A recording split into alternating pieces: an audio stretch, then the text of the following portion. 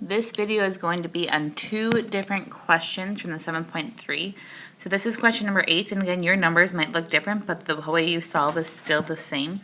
So first, when I'm looking at this, I can just do this on my calculator. Now, bear with me. So, here's my calculator on my computer as I record. So here's my recording. So first I'm going to go to my math button. And then you're going to go arrow over to number. And if I go up, sorry, maybe not be able to see it. Up, up, up, up. Oops, sorry. I meant to put math. And go up, up, up. You want log base right there. Push enter. So in this case, I have log of 36.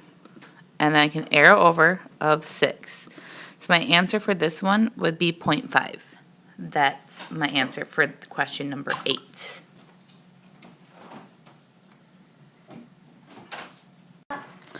And now I also have this question number 14. It just gives you two magnitudes, which is very confusing.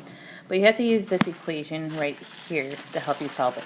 So again, whatever two numbers that are given to you, it's the same process. You're just going to be plugging those numbers in besides the numbers that I have.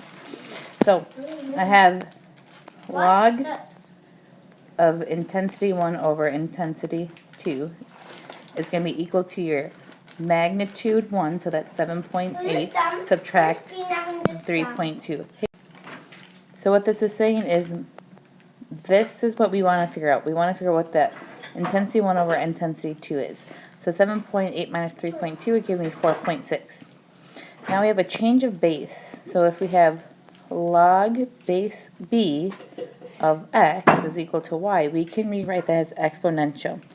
My base here is the same log base as an exponential base. What does that mean? So my base is the same, but now whatever it's equal to becomes my exponent, and whatever you were taking the log base of becomes what it's equal to. So if I re-look at this equation up here, my base here, if there's no number, it's always going to be 10.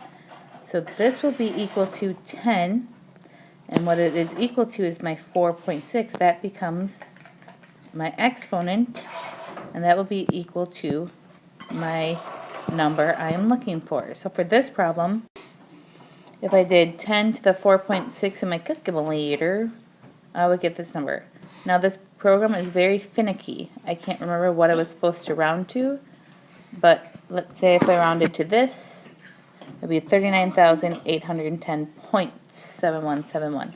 Again, make sure you are rounding to the correct number. And there you have it. Have a great day.